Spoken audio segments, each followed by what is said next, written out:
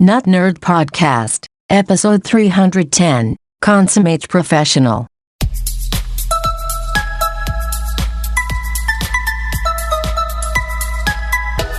Welcome to the Not Nerd Podcast. I'm Nate Heath, and we are here to help you tech better. Here with me, as always, Mr. Dave Baylor. Hello, one. Hello, all across the world, all across the land. My sisters and my brothers all over this land. That's where I was going. I finally landed that plane. Greetings to you as well, my friend.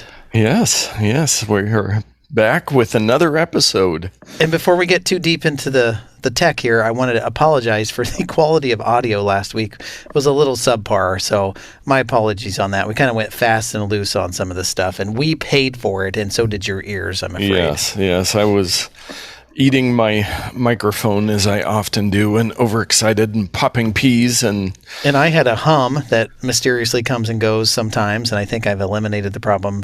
I think. And then I cut this one part. Our intrepid explorer, Elliot, was probably out on a walkabout and said, hey, there's a part that's skipping. And I'm like, oh, it's surely your fault. And I went to the original audio files, and there's like a part that I kind of skipped. It was a weird audio cut.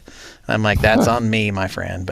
And I listened, and I didn't even notice it. So yeah, I mean, it wasn't like, it was fine, but it was not high quality. I can say that. Yes, even us, the nerds of the nerds, have technical difficulties. But sure. That's why we do the podcast, because we try to learn and bring that information to you. Followup, the USB-C iPhone that ended on eBay. Yeah. So it was like at 101K or 110K when we were talking last week. Well, it sold for $86K, $86,000 with a T. How did the price goes down? Somebody must have been a bad bidder. Like so then it goes to the second place bidder or something like that. Yeah. But yeah, I don't know why they bought this for $86,000. I would have paid about $200 because that's the current value of an iPhone 10 right now. Yes. That's all I would have paid for it. Yes. But so if that was one of our listeners, no offense, if you purchased it, let us know how it's going. Oh boy, please do. Yes. And we were also talking last week about the Netflix games, and they're like, it's available on Android and it'll come to iOS some point. Well, it came to iOS last week. So apparently you have to go to the App Store, search for the games, and then somehow it magically knows that you're a Netflix subscriber. I have not made the effort to go. Well, I opened up the Netflix app on my phone this afternoon, and there was nothing about games in there. So you would think they would at least tell you something about the games to go search for them in the App Store. I don't know if they can put a link to who knows. There was not a pop-up ad or anything. No, it just was nothing. So I'm going to pretend they don't exist. Yes, that sounds like a good plan for now. We'll report back if it's worth pretending they do exist. How about that? That sounds good. Yes, and our monthly Microsoft Patch Tuesday quashes at least 55 security bugs this month. Wow, and are they all on Windows 11? No, I think it's across Windows in its Windows operating systems and other software. So, so it does update other things, and I'm sure there was many in Windows 11, but I think it was Windows 7 through Windows 11. It looks like, and who knows? But yes, keep your Windows computers and all of your software updated. It is helpful. And Dave, I forget, we've talked so much back in the Movie Pass days and all this different stuff. Do we have any AMC theaters in our area? To my knowledge, the last AMC theater in our area that's worth driving to is in Tigard, and it's the bougie one that used to be called Cinetopia. Progress Ridge. Yes, Cinetopia Progress Ridge. I believe AMC bought that and converted it to an AMC theater. I am not 100% sure on that, or if it's changed hands since then. Yes. But that would be the only one. The rest are Regal, which offers Regal Unlimited, which I'm a member of. And we didn't put in this week's story, but Movie Pass might be coming back. Oh, yeah, I saw something about that, and then I didn't get into the notes. So, yes, but it does look like the Progress Ridge Town Square is where there is an AMC. We just don't have many of them. Most of them are the Regal cinemas around here, but they are. Oh yeah, there was a reason why I was asking. Was there a this. story related to this? Yes. They are debuting online Bitcoin payments, so you can now pay for your movie tickets in Bitcoin, Ether, Bitcoin Cash, and Litecoin, with Dogecoin coming next. Oh, I have like $10 worth of Dogecoin, so I might convert that to a movie ticket. Now, this is something that's crazy because I have a lot of Ethereum. Maybe I buy a ticket and it costs $12, and then I go back next week and I spent the same amount of Ethereum, but it cost me $24 because I bought it the week. You know what I mean? Yeah. How do you... I'm not sure I want to buy regular goods and services with Bitcoin because it's so volatile. That's the beauty of having a standard fiat type currency. It's relatively stable. Relatively. And the dollar that I have today, I can pretty much guarantee the value tomorrow is going to be very, very close. Yes. Now, 10 years from now, it's going to change. But tomorrow, it's going to be the same. Yes, within probably single-digit percentage points, as opposed to our cryptocurrency, which hundreds hundreds of percentage points at any given time. So yeah, if that's something you're wanting to do, you can do that now. If you are looking to go to see a film at AMC Theatres. Mm-hmm. And something else you're probably looking to do is Dave's Pro Tip of the Week. Yes, I had a friend this week, and we brought this up. This is an oldie but a goodie pro tip of the week. We've talked about it several other times in the past, but when you migrate from one Mac to another Mac, and the new Macs just came out a couple weeks ago, and we talked about that last week. Oftentimes, take your content from your old machine and transfer it to your new one. Now, we've talked about recently how you get information from your iPhone to your new iPhone. Sometimes you can put them together and it uses osmosis to get stuff across. Some magic thing. The technical term. Yes, Harry Potter-like osmosis is what it is.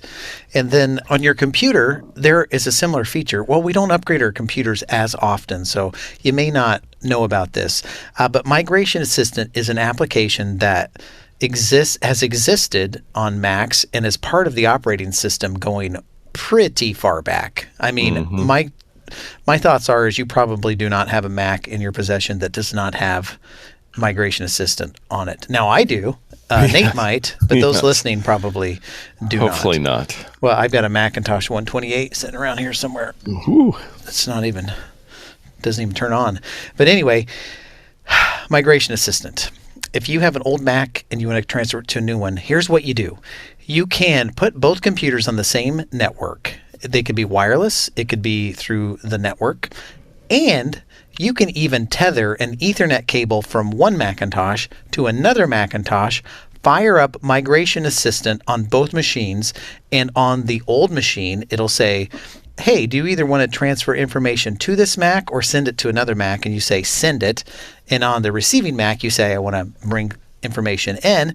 You click go, and there are a couple scenes that you go through. It basically asks you to sign in. It says which accounts do you want to transfer. If they are encrypted, there's a process to go through to reset the passwords on non-administrator accounts. Anyway, it's not as hard as I'm making it all out to be. But you go through the process and click go.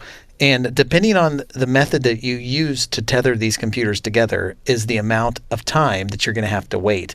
Also is dependent upon how much information you have on these computers. And so let's say you have a 1 terabyte drive and you do it over Wi-Fi. It's probably going to take upwards to 4 or 5 hours if it's a terabyte of information. If you are wired into a home network, it can be much, much faster, probably 100 times faster. And direct to direct, could be even faster because depending on the speed of the Ethernet that you have on either machine, it's going to go down to the slowest common denominator. But if both Ethernet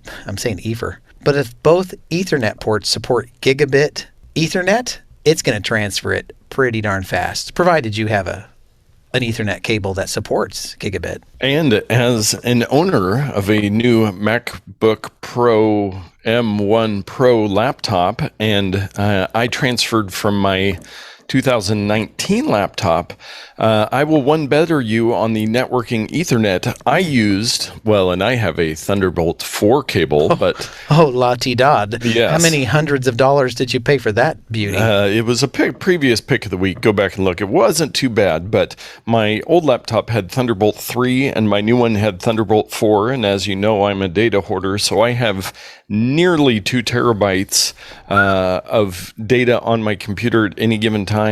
And I put that cable in. It was just over an hour to transfer nearly 2 terabytes of information. So you can do, most Macs have, over the last several years, some version of Thunderbolt. So if you have the right cable to go into your new computer, it will be even faster than doing Ethernet or Wi-Fi. So again, It depends. If you've got a 256 gigabyte drive or not that much data, you're probably going to be okay. But for a data hoarder like me, look at Thunderbolt 3. Yeah. And the only problem with Thunderbolt 3 or 4 is that the connector and cable all look the same as Thunderbolt 3, Thunderbolt 4, USB-C, which is USB 3.0, which is backwards compatible with 2.0. So depending on the cable, your mileage may vary. But whether it's a USB-C type cable, which is using USB or Thunderbolt or Ethernet, the point here is you have many options and you have choices as to whatever you have laying around. And if it's just Wi-Fi from computer to computer, that will work too. Yes. So it's really great. My friend who was doing this recently asked me, is this safe? Is it going to do everything? And it's like, I have had nothing but good experiences, and I listen to other people in the industry who do these types of things, and they've all said, oh, it's just rock solid. They've just made so many strides over the past few years. And there's rarely anything that does not get transferred, or rarely is there ever a problem. So here's the good news. Your old computer is still there. Yes. So yes. In that case, when you're upgrading and your old computer still works, you always have that to look back to. But I will say it was seamless. I think I had to sign into iCloud, once or twice on the new computer once it was set up, but it was good. And I will also throw in, much like when we were talking about when you get a new iPhone and doing that one, and there's the Android to iPhone thing, Apple also has a migration assistant application for PCs. Yeah. So you can, if you are lucky enough to be able to move from a PC computer to the Apple world, they have a support document with some downloads there to get the right version and get things moved over. Now, it's not going to do everything like your application. Like literally on mine, every application, every single thing was there and ready to go. Whereas from Windows, that's going to be a little more tedious, but at least it gets you started to get everything moved to a new computer, which has gotten so much better than in days past. Yeah, the big things are going to be your photos, any documents that are in your My Documents folder are going to transfer over to Documents. Things like that. The stuff on your desktop is going to go to your Mac's desktop. So the big ticket items, and then you may have to install a few apps. But yes, that tool does exist, and again, I think works rather well. So yes. So for all you new Mac owners, good luck. It's gonna be a good experience, I promise you. Or if you were holding back from getting a new Mac just because you were worried about getting your stuff moved over, I promise you they make it easy. So yes, they do. Thank you for that. That one, always good to bring up. Our takes of the week. We are in a little bit of a lull as we move into the holiday season. As far as tech news, there is still some, but one article that I found, theverge.com, which we reference their articles often, they're celebrating being around for 10 years now, which is crazy to me to think that they have been around that long. But they put together an article of the worst gadgets we've ever touched. We pulled 10 gadgets from the fires of the eternal dumpster. So as you can imagine, they review a lot of products. The first one they have, and we talked about this, the red hydrogen phone from the people that make red cameras. They were coming out with, it was going to be the best smartphone ever. Right. Yeah. It says, but after months of delays, what actually shipped was a gigantic, painful-to-use smartphone with outdated specs, mediocre cameras, and an awful-looking, blurry attempt at glasses-free 3D that bordered on painful to use. All of this while costing an astonishing $1,300. Oh, kind words there. Yeah, and the people who got it, of course, had to praise it because of the price. Yes. It's, of course, this is the best thing since sliced bread. And I actually saw one of these. I think it was at a AT&T store on their back display. I'm like, I got to check this thing out. Yeah. And, I wasn't that impressed. And when you turn on all the stuff, the battery lasts like 2 minutes. It's like, okay, who is this for? Really? Yes. And then they have this kind of 8-bitty graphic here as you scroll down. It changes the pictures. And there's a fire behind the pictures, which is apt for this next one. The Samsung Galaxy Note 7, which was an okay device besides that whole bursting into flames thing that was happening. Yeah, if you could use it without it catching your home or pants on fire, then it was a pretty good device. Yes. And then we go right into the Amazon Fire Phone, which did not light things on fire as opposed to the name. As a side note, I am still wanting looking to for get one? my hands on an Amazon Fire Phone, and I don't think anybody ever bought one. Like, I think the people who bought them, they all traded them back into Amazon. I have not seen one in the wild. I've not seen one on like Craigslist or Facebook Marketplace or anything. I search occasionally, and I'm probably not going to want to pay what somebody wants for one. But if you know where I can just get my hands on one, I'd love to try it out. Yes. Maybe you can get one for $85,000 on eBay somewhere. I'll just pick up the iPhone 10 with a USB-C port. Yeah, yes. And I vaguely remember this one, the Ouya, which was a gaming console. Who names these things? I don't know.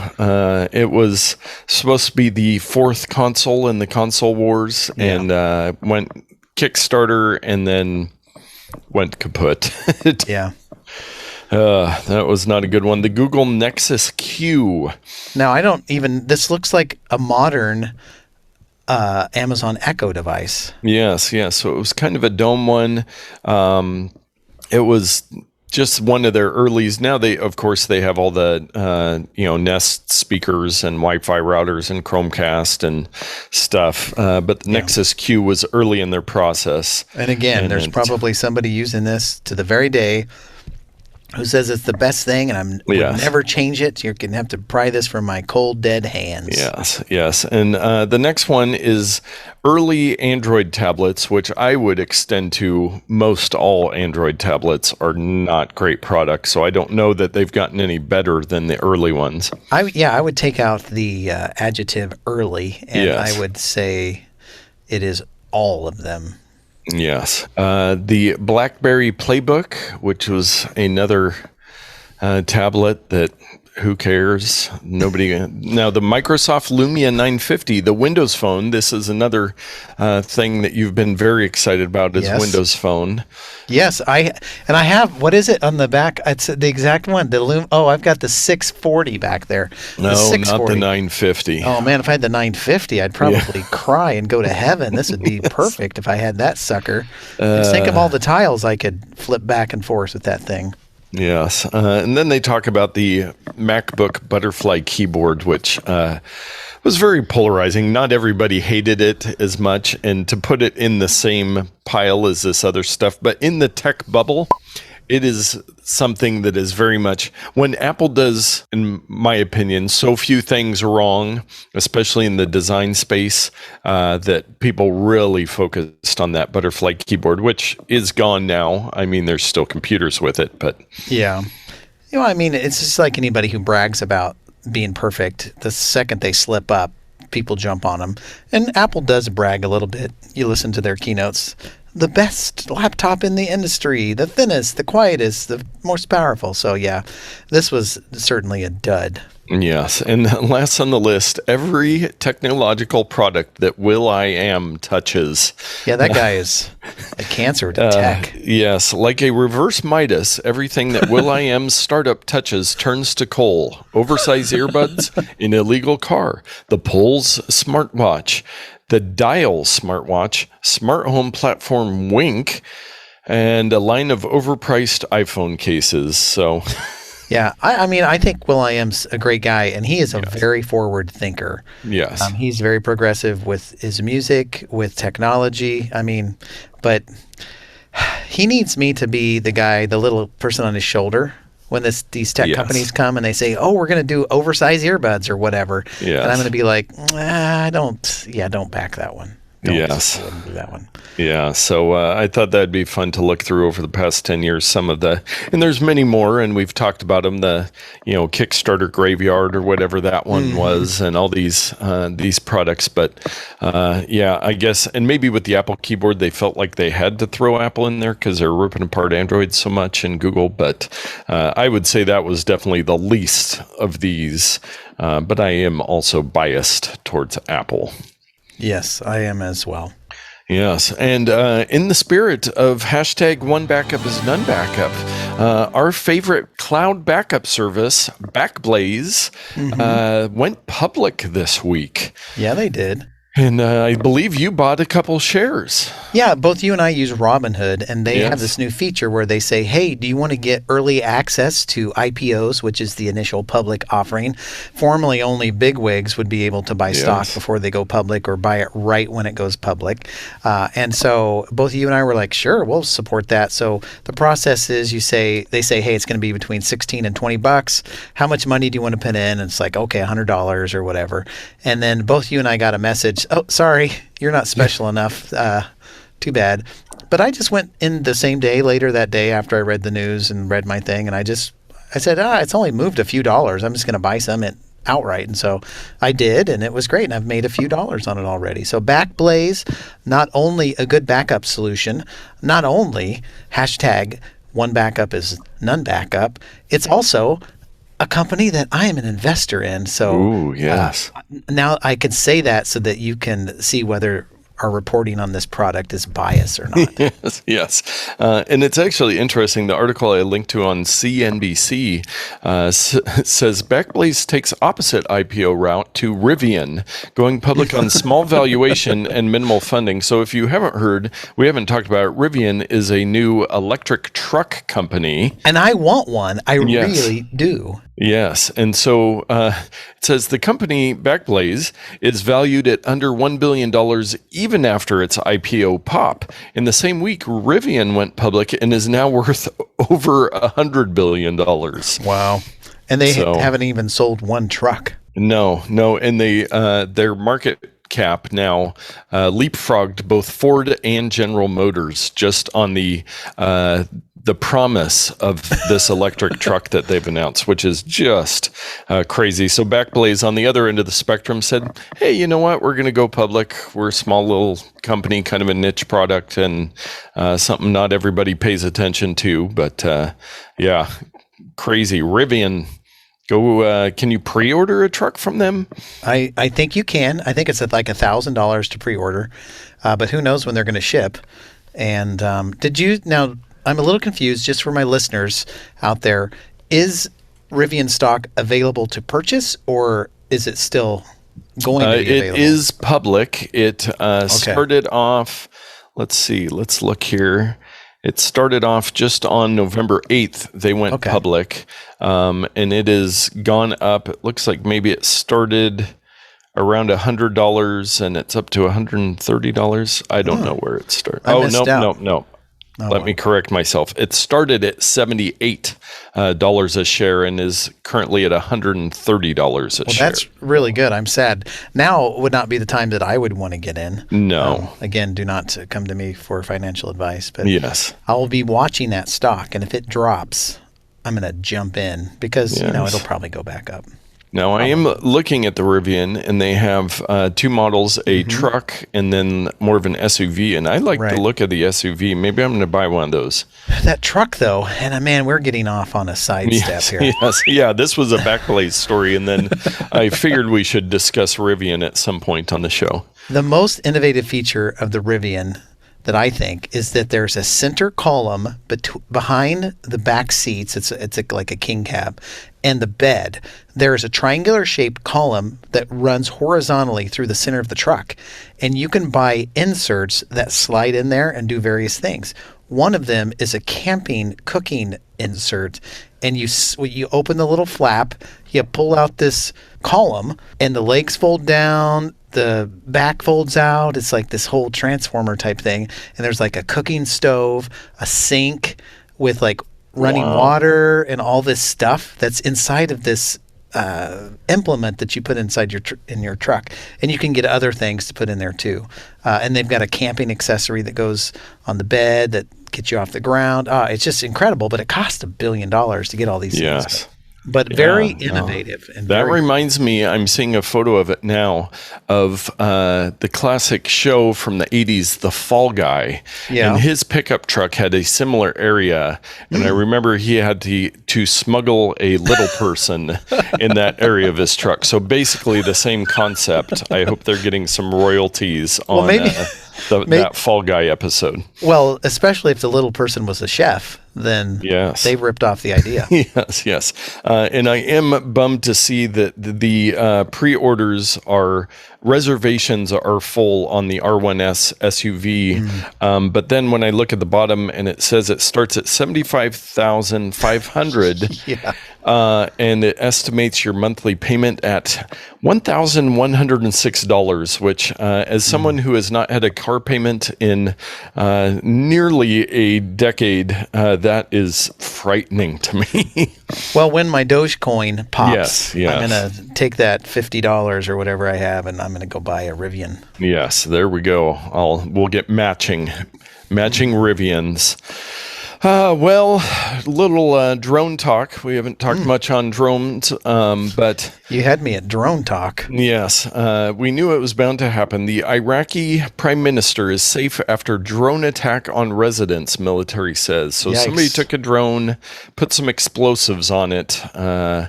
Armed drone. So now, these aren't to be confused with the U.S. military drones that are designed to blow up people, right? No, this is like a commercial a consumer drone that somebody put some ordnance on. Yes. Okay. So 3 drones were used in the attack, including 2 that were intercepted and downed by security forces, while a third drone hit the residence, not the residence of the home, but the term residence for a home or compound. But so interesting. I mean, it was bound to happen. I think there's been talk of, and of course, like you're saying, the military has their large drone solutions that does some of this stuff, but the more consumer version of this. But I will say, just to put a little light on it, didn't DJI release a new drone this week? Yes, the Mavic Pro 3. It's pretty incredible. It's like the Mavic 1 and 2 before it. Groundbreaking technology, all these sensors that allow you not to crash into things, collision detection, and the cameras are amazing and outstanding, and all the features. The battery life on this Mavic 3 went way up. It's like 45 minutes of flight time from like a half hour or 25 minutes. So, and the price went way up too. So that is notable. But yes, there's a new drone out there for those of you who, I won't be getting it, I'm happy with my Mavic Mini 2, which costs a few $100s, not a few $1,000s. So, and also I can't really be implicated in any drone attacks, because I think the worst that mine could do is maybe cut your forehead or something with the blade. If it hits you, it maybe hurts your face or something. But other than that, I think it's pretty safe. And speaking of drones, not droning on, the winners of the 2021 Drone Photo Awards is our bonus odd take of the week. We always enjoy these type of posts, and it comes from kotkey.org. He's the one where I found it. But just some phenomenal photos. Now, I know you have taken some phenomenal photos with your drone. And maybe you should enter next year. But looking through these, there are some pretty impressive photos here. I've got this one that's just looking down on top of my bald head. Yes. That's just really incredible. But that's probably as good as I've got on mine. But I do need to go out and take some photographs with it. It's a little rainy these days here in the Pacific Northwest, so I haven't been out much. But these photos from the contest are incredible. And they don't look real, some of them. No, they do not. They look CGI or whatever. But they've got, if you go to the actual site, droneawards.photo, they have the different categories: urban, wildlife, sport, people, nature, abstract, wedding, series, and video general. So they've got quite a few, and if you are a drone enthusiast, this could be inspiring to you to up your game in the drone world. Yeah, I'm going to look through this and see if I can't at least maybe replicate some of the photos so I can get my feng shui on here. Yes, but drones are becoming more and more common, and we obviously have the consumer ones, and I have DJ'd some weddings where there's been some drone footage taken, and just know a lot of people are using them for different things, and it's cool to see this kind of come to the consumer level for this cool. I mean, think about it. You've got a flying apparatus that you can control and take photos and video in the air. It's incredible. Yes. And for those of you who don't want to purchase a drone and want a photo of the top of their head, I can oblige. Hire me. Nice. I can meet you, and we can do a top of head photos. Yeah. The top of head drone photo awards for next year. That'll be maybe a new I'm gonna category. have to make a Twitter handle, and there you go. That'll be my only, or an Instagram. DroneBaldSpots.com. Why not? It's probably available. Yes. Well, you know what else is available? Our picks of the week.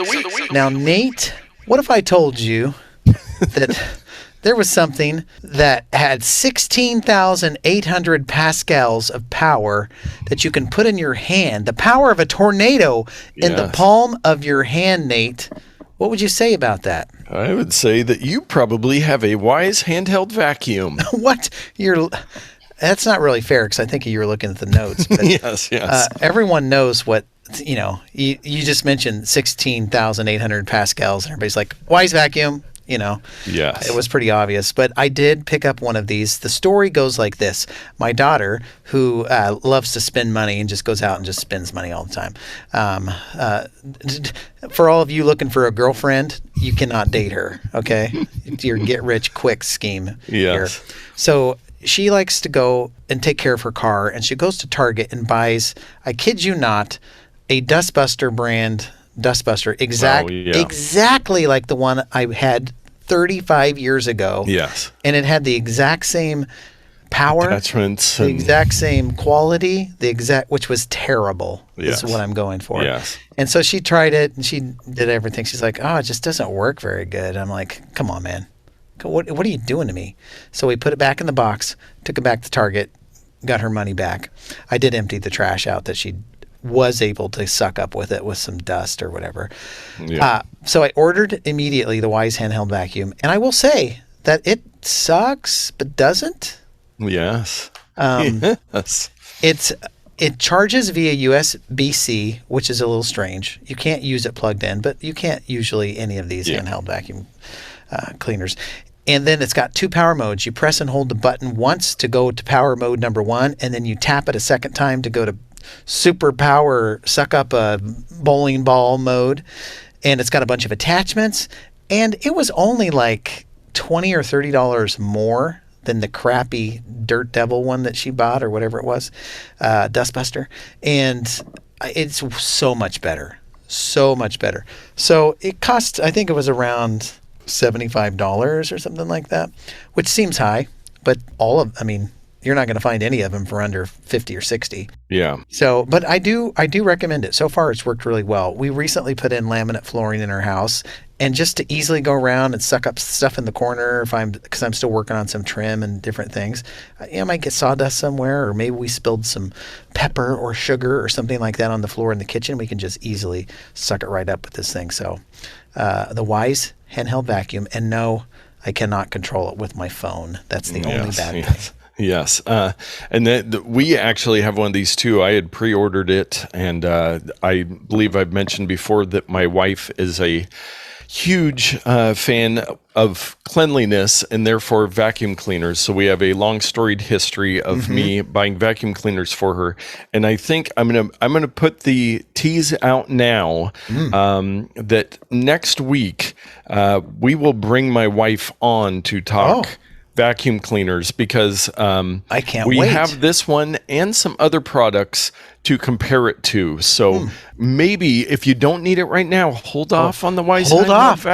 Because we might have some options for you. And my wife is a consummate professional when it comes to vacuum cleaners. Well, if only I'd known. Do a full episode on that next week. I've been meaning to do it, so I'm glad you made it your pick this week, so that we can then bring her on next week to see what she has to say about your review, and then add in some more input on. I'm looking forward, because this is not my last vacuum purchase. I plan on getting the Wyze robot vacuum as well. So that's a little bit down the line. So I will eagerly await her recommendation for sure. Yes, indeed. Okay, well, my pick of the week this week is a really boring business pick. But one of my clients is actually a winery, and they have various people that work in the tasting room, and they're drunk all the time. Yes, indeed. And so this is a sobering tool. No, it is not.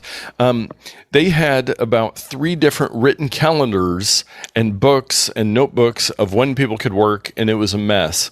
And I said, you know what? I bet you somewhere there is some sort of service on the internet that might help with this. Impossible. Yes. This could not exist. I mean, it's 2021 already. Yes. And while there are probably thousands of services like that, I kept coming across this one. You can find it at getsling.com. Now, should I wait to go look? No, you can go look. Now, you might get confused, like the owner of the winery who uses Sling TV. So there's Sling TV, and then there's getsling.com. But what it is, they have a free version for employee scheduling. So you can do all the scheduling. You can have it on the app on your phone. You can request time off. You can do everything through this website. So that's free. But then they also had a separate payroll that the bookkeeper was having to go in and manually add everybody in on the payroll and do this and that. Well, they have a time clock feature on this one. So they can clock in, clock out. It matches up with their shifts. So I understand that this is probably not for most people, but hopefully somebody out there listening is going, yes, at my job or maybe in my home, we need to schedule things better and pay the kids per hour. Maybe not that one, but if your company, if you have because I've worked with a lot of companies that just have very convoluted systems for keeping track of when people are working and how much they actually worked. But I've been very impressed with getsling.com, and the free version's good if you just need scheduling. And then I think it's $2 a month per user to add in the time clock feature and some more features. So wow. So that is pretty cool. So I can see we've made some recent changes at the place where I work, but I think this could have been helpful because we had several part-time employees. Full-time employees, but we're not salaried employees, and they had to do time clocks. I think they've both been moved to salary, but there is at least one, and there may be another hourly person coming on staff. And so I'm thinking if you could do the scheduling, you could do the task management stuff, because these people work in our facilities management. And if they could say, hey, this room needs to be set up this way, or this thing needs to be cleaned or fixed or whatever, then you could kind of kill a couple birds with one stone, which we all know that's what the right thing to do is. Yes. So, it's really, really good for that. Works really smoothly. It's super easy to clock in and clock out and, do all that stuff, but also to set up different shifts and just to know when people are working is very helpful in a lot of situations. So if people are on flexible schedules, just to be able to have that. So, the task management thing is something I've been looking at for our whole organization. And if this could do that piece, it might be worth taking a look at. Yes. And $2 a month per user. I like that affordable style of pricing because it scales with the number of employees you have. They do have their pricing structure. So they have the free level. Then at $2 per user per month, they have the premium level. And then for $4 per user per month, they have the business. So the premium is the middle tier, which hurts my head. You would think that would be the best of the best. Call me crazy, but okay. So it's a cool little service, and I mean, the hardest part is when you're looking for something like this. They were using something before and it wasn't working very good. There's so many of these different services, and this one, just everywhere I looked, it kept coming up. Somebody that works there at the winery, they checked in with some friends that worked at other tasting rooms, and they recommended it. So yeah, it's worth looking at if that's something you need in your life. Very, very cool. Yes. Well, with that, I think we will wrap up this episode. We talked at you long enough, and now you can go share it with a friend and then get out there and tech better. Sheesh. It's okay. We can get through this together. Yeah. Oh, go away, reminders. Future Dave. Oh, so sorry that Nate's making you just comb through this garbage. There we go. The segue will be so good that you'll hear the segue and then. Can't wait for it.